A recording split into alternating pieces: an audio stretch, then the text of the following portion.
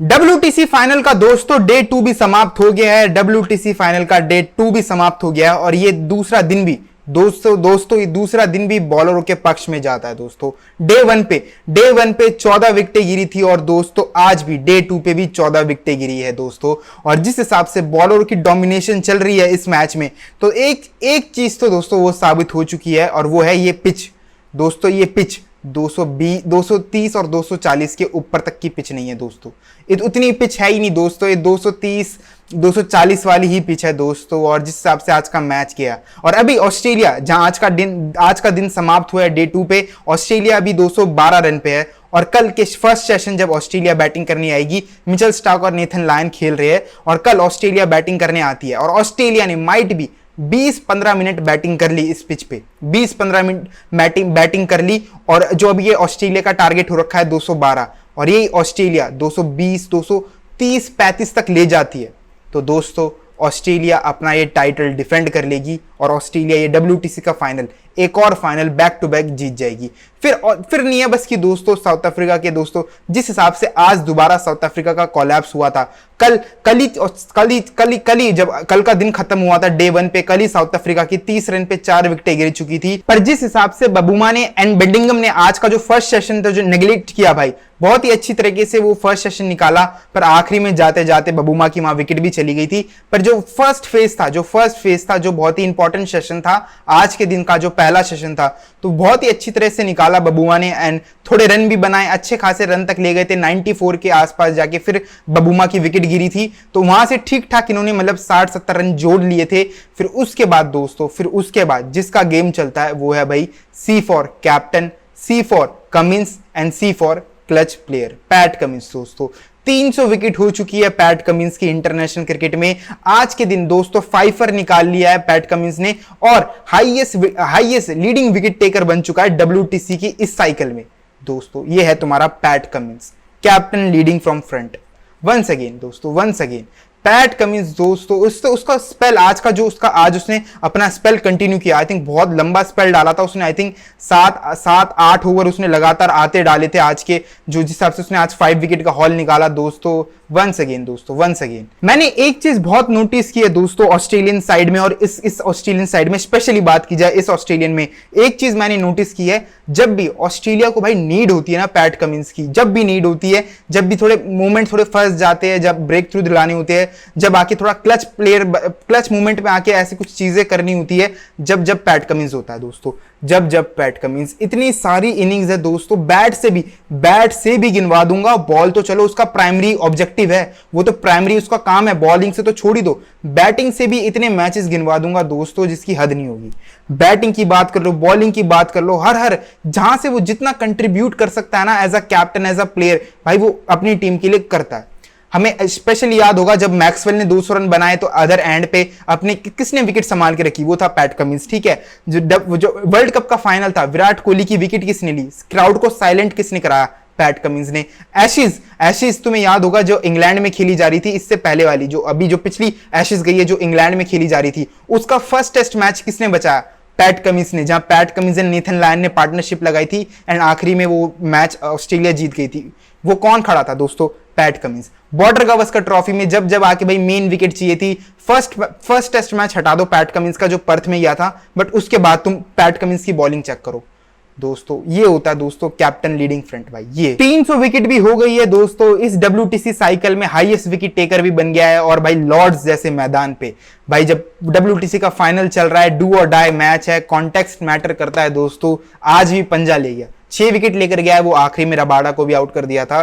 पर भाई तुम बॉलिंग चेक करो वंस अगेन, उसकी प्लानिंग जो वो पता है मेरे को ना सबसे बड़ी जो उसमें चीज लगती है भाई, उसकी प्लानिंग। जो फील्डर चेंजेस करता है ना इधर इधर बुला के, जब वो इशारे करता है, जब वो थोड़ी छोटी मोटी भाई फील्ड चेंज करता है ना भाई, वो मेरे को लगता है उसका one of the most attractive part है उसकी बॉलिंग का।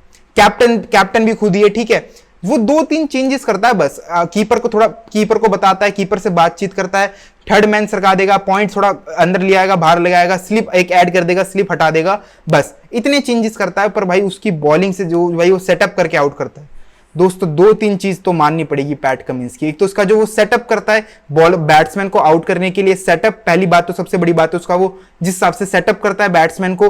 दूसरा उसके फील्ड चेंजेस, जिस हिसाब से फील्ड लगाता है, फील्ड चेंजेस करता है वो। और भाई तीसरा तो भाई वो परफॉर्मेंस कर ही देता है भाई हर इंपॉर्टेंट मैच में। आज भी सारी मेन विकेट पैट कमिंस ही लेकर गया था, जिस हिसाब से टेम्बा बबूमा की वो तो भाई मानस की बहुत ही प्यारी कैच थी, डाइव मार के भाई, जिस हिसाब से वो आई थिंक वो उसने चेक ड्राइव से खेली थी टम्बा बबुआ ने, पर वो मानस ने बहुत ही प्यारी कैच पकड़ी वहां, ठीक है। वहां भी भाई फिर बेडिंगम को भी भाई पैट कमिंस ने आउट किया, रबाडा को भी। फिर तो भाई वो अपना पूरा अपना पंजा भी खोल ले गया और पूरा टेल को निकल भी गए। तो वहां लग रहा था दोस्तों, वहां लग रहा था कि भाई ये तो साउथ अफ्रीका के हाथ से ये मैच गया। 138 पे साउथ अफ्रीका ऑल आउट हो गई थी और जिस हिसाब से ऑस्ट्रेलिया के पास लीड आ गई थी 78 रन की नियरली, दोस्तों वहां मेरे को लग रहा था ये तो आएगी ऑस्ट्रेलिया बड़े प्यार से 3-4 सेशन बैटिंग करेगी और गेम दूर ले जाएगी। और जिस हिसाब से स्टार्टिंग भी हुई भाई, मानस आते ही उसने भाई बहुत क्विक रन बनाए भाई, ड्राइव उसने लेग पे चौके वक्के मारे, बहुत जल्दी जल्दी रन बनाए मानस ने आते। ख्वाजा एक साइड दोबारा बहुत ही अजीब सा फंसा हुआ लेग सा लग रहा था, बट मानस बहुत प्रॉमिसिंग लग रहा था। उसकी आज की जितनी भी उसने छोटी सी इनिंग्स खेली बहुत प्रॉमिसिंग लग रहा था और बहुत ही रन बनाने को देख रहा था। पर दोस्तों वही है कि ये पिच है ही नहीं दोस्तों, ये पिच अनसर्टेनिटी से भरी पड़ी है दोस्तों, अनसर्टेनिटी से भरी पड़ी है।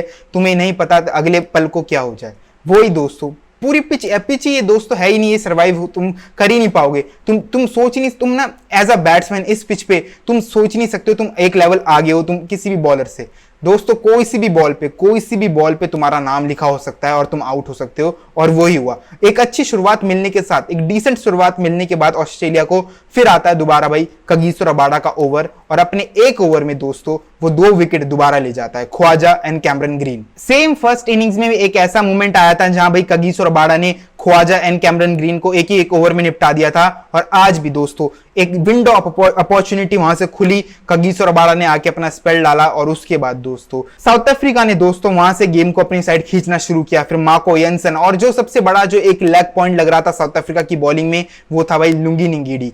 एक वो इकलौता बॉलर था जो विकेट नहीं लेके दे रहा था। इवन वेंडल ने भी विकेट ले ली थी ट्रेवर्स हेड की, और लग रहा था कि यार सारे बॉलर फॉर्म में है इवन बस लुंगी निंगीडी को छोड़ के। पर दोस्तों अंततः दोस्तों एक्सपीरियंस भी काम कर गया साउथ अफ्रीका का, और भाई स्टीव स्मिथ को आउट किया दोस्तों, एलेक्स कैरी को आउट किया दोस्तों। भाई लुंगी निंगीडी ने भी अपना आखिरी में आते आते कंट्रीब्यूशन कर दिया था, और एक टाइम पे 77 पे ऑस्ट्रेलिया की 7 विकेटें गिर गई थी।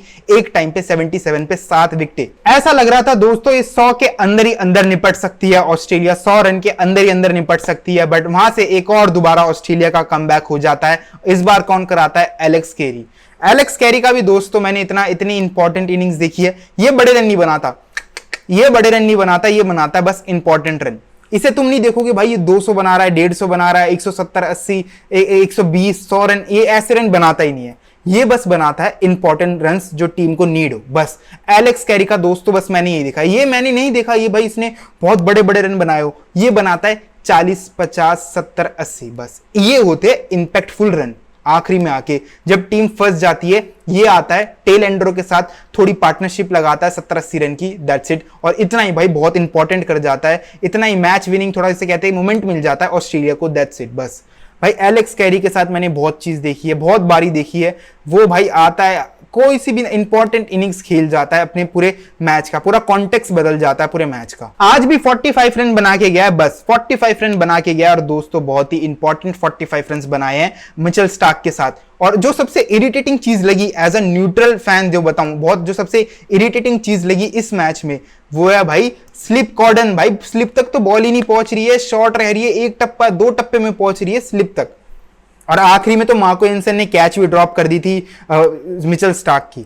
दोस्तों इतना शॉर्ट रह रही है स्लिप से बॉल, इतनी शॉर्ट रह रही है, इतनी बार माकरम पागल हो गया दोस्त, माकरम पागल हो गया। उसे लगता है कि कैच आएगी, वो पकड़ने जाता है, वो हेलमेट पहन के आगे आ गए दोस्तों। 11 मीटर बैट्समैन से 11 मीटर दूर है थर्ड स्लिप, बस सेकंड के थर्ड स्लिप 11 मीटर दूर थी बस।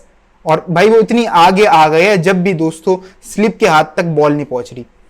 पूरा मोमेंट ही पूरा मतलब मैच खत्म हो जाता है जब तक स्लिप 5-6 बॉले 5-6 कैचेस ऐसी शॉट रह गई, बस 5-6 बॉले कैचेस ऐसी शॉट रह गई, वो बस स्लिप से आगे गिर रही है और एक कैच तो मार्को यंसन ने ड्रॉप ही कर दी। और एक चीज का जो सबसे बड़ा लक मिला साउथ अफ्रीका को वो है उनकी नो बॉले। पूरे मैच में फर्स्ट इनिंग्स और सेकंड इनिंग्स को मिला के 16-17 नो बॉल फेंक चुके हैं और ऊपर से इस इनिंग्स में 7-8 नो बॉल। और अच्छी बात है कि एक पे भी विकेट नहीं गिरी, वरना इन्हें भाई दोस्तों ठुक जाते हैं दोस्तों, ये खत्म हो जाते हैं। इनका वैसे ही फाइनल के साथ इतना अच्छा रिश्ता नहीं है और वैसे ही इनकी नो बॉले। कगिसो रबाडा पता नहीं कितनी नो बॉले करा रहा है, सही में वही वो माल फूक के बॉलिंग कर रहा है, ड्रग्स फूक रखा है उसने, तभी ऐसी बॉलिंग करा रहा है। इतनी नो बॉले, इतनी नो बॉले। मार्को येंसन भी, कगिसो रबाडा जब भी छोटी छोटी नो बॉल करा रहा है, पर भाई मार्को येंसन भाई बड़ी बड़ी स्टेप, भाई एक एक गज दूर जाके वो नो बॉल फेंक रहा है। तो नो बॉल का बहुत इश्यू था। अब जो डे 3 है, आई थिंक ये टर्निंग डिफाइंग पता चल जाएगा, इसी मैच में पता चल जाएगा कि ये डे 4 तक जाएगा भी कि नहीं जाएगा।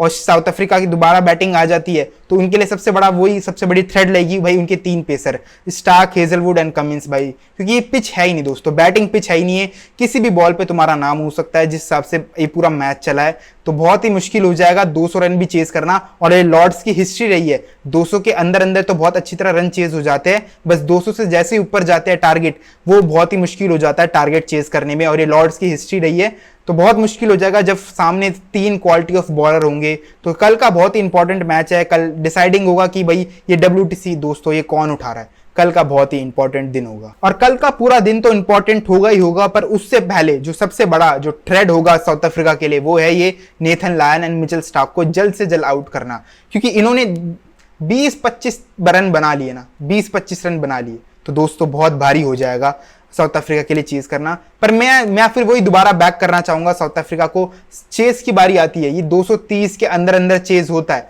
तो मेरे को लग रहा है कि ये साउथ अफ्रीका चेस कर लेगी, कुछ 5-6 विकेट खोए, इतने पे चेस कर लेना चाहिए साउथ अफ्रीका को, 5-6 विकेट खोए बस, ज्यादा नहीं, 5-6 विकेट डाउन पे आई थिंक साउथ अफ्रीका को चेस कर लेना चाहिए। फिर बात रही भाई उनके भाई चोकर्स पने की, वो तुम्हें पता नहीं, यू नेवर नो कब वो हक दे, यू नेवर नो, तो वो तो अलग ही बहुत मैटर हो जाएगा साउथ अफ्रीका का। बट मेरे को लग रहा है कि 230 के अंदर अंदर रहता है, 230 तक ये ऑल आउट कर देते हैं इन्हें, तो फिर आई थिंक मेरे को लग रहा है ये गेम साउथ अफ्रीका ले जाएगी। वरना ये थोड़ा ऊपर चला गया मामला, ये कल जल्दी आउट नहीं कर पाए स्टार्क और नेथन लायन को, फिर तो दोस्तों भूल जाओ, ये साउथ अफ्रीका ये मैच जीत भी रही है।